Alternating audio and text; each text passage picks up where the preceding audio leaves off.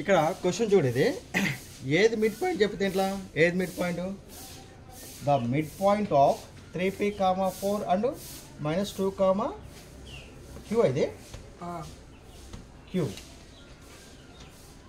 -2, 2q is 2, 6 ఓకేనా.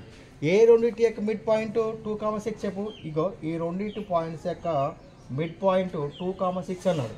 అదే కానీ ఇది అనేది ఈ రెండింటి పాయింట్ యొక్క మిడ్ పాయింట్ కాదు ఇది.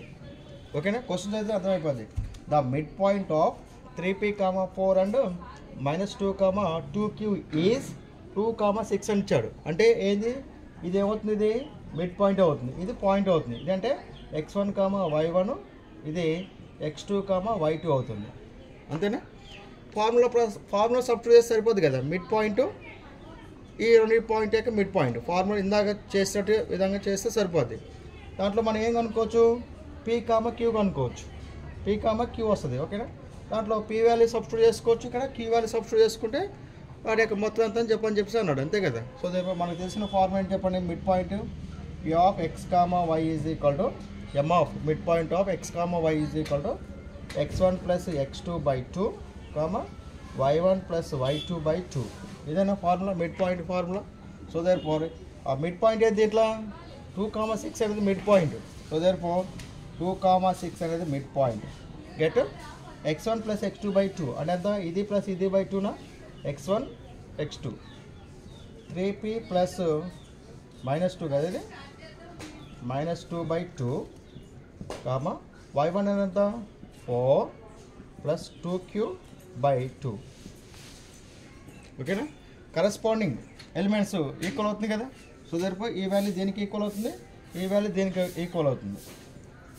3p - 2/2 is equal to 2. Next 4 plus 2q/2 is equal to 6. అంతేనా. ఈ మొదటి వాల్యూ అనేది ఈ మొదటి వాల్యూకి ఈక్వల్ అవుతుంది. ఈ సెకండ్ వాల్యూ అనేది దీంట్లో ఉన్న సెకండ్ వాల్యూకి ఈక్వల్ అవుతుంది. సో దేర్ఫోర్ ఎంత అవుతుంది, అడిపోతే 4 అవుతుంది కదా. 3p - 2 is equal to 2 × 2. 3p - 2 is equal to 4. 3p is equal to 4 plus 2 -2 అడిపోతే ఎంత +2 అవుతుంది. 3p is equal to 6. p is equal to 6/3.